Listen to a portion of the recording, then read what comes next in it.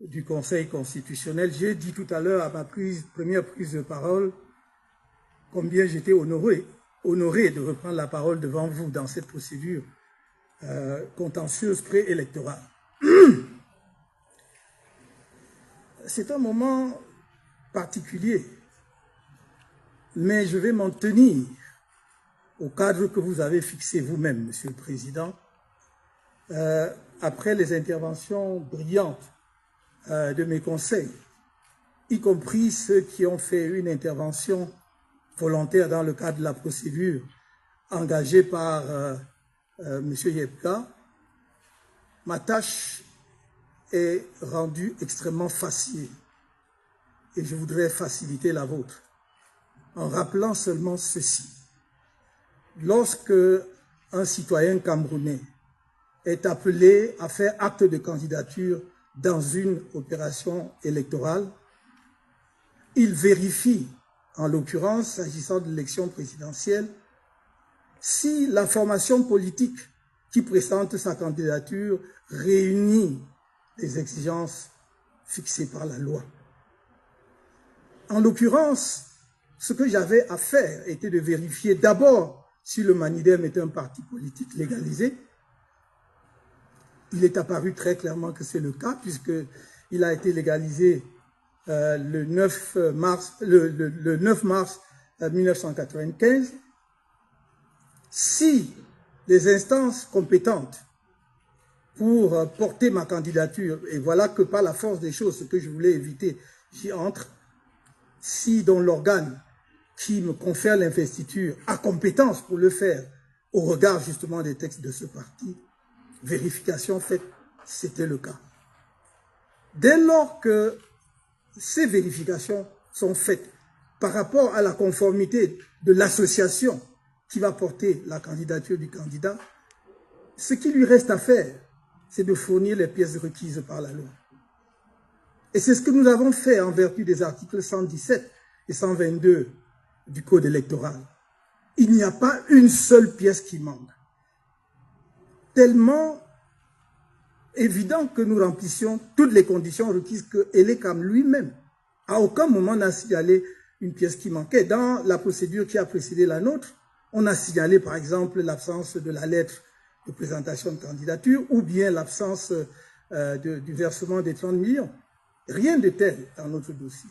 Le seul argument que Elekam présente, c'est de dire pluralité d'investiture. Mais on vous a démontré à suffisance qu'il n'y a pas pluralité d'investiture. Et il ne pouvait pas y avoir pluralité d'investiture, surtout si celui qui prétend présenter une autre candidature ne rapporte pas la preuve qu'il est membre de l'association, qu'il est encore et toujours membre de l'association en question. Et il apparaît de toute évidence qu'il a cessé d'être membre de cette association depuis 2018. On vous a fourni les éléments pertinents à cet égard. Il me semblait dès lors que la tâche du Conseil de votre auguste juridiction serait extrêmement simplifiée. De dire, en l'occurrence, ma modeste personne, est-ce que M. Kamto a fourni tout ce qui est requis par la loi? S'il a fourni, il n'y a pas de pluralité de candidature, puisque ce que l'on prétend être une deuxième candidature est une non-candidature étant présentée par quelqu'un qui n'est pas membre du Manidem, encore moins président de cette formation politique.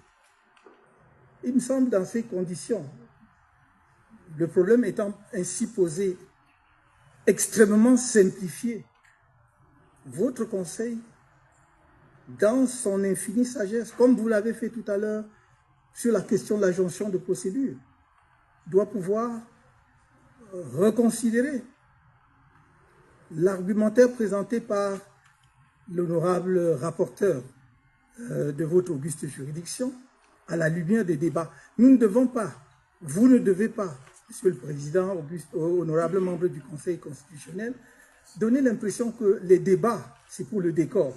Qu'en fait, votre décision est gravée dans le marbre, et quel que soit ce qu'on peut dire pendant des heures ici, lors des plaidoiries devant vous, ça ne sert à rien.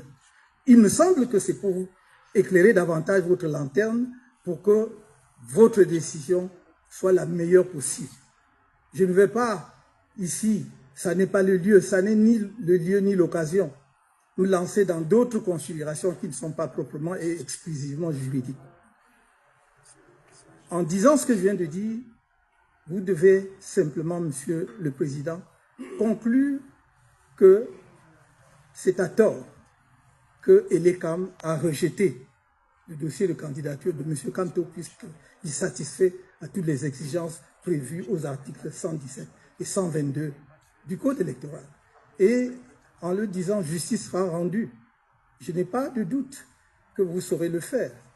Je n'ai pas ici besoin, encore une fois, je l'avais dit une fois, de rappeler l'estime que j'ai pour les uns et les autres parce qu'il se trouve que je connais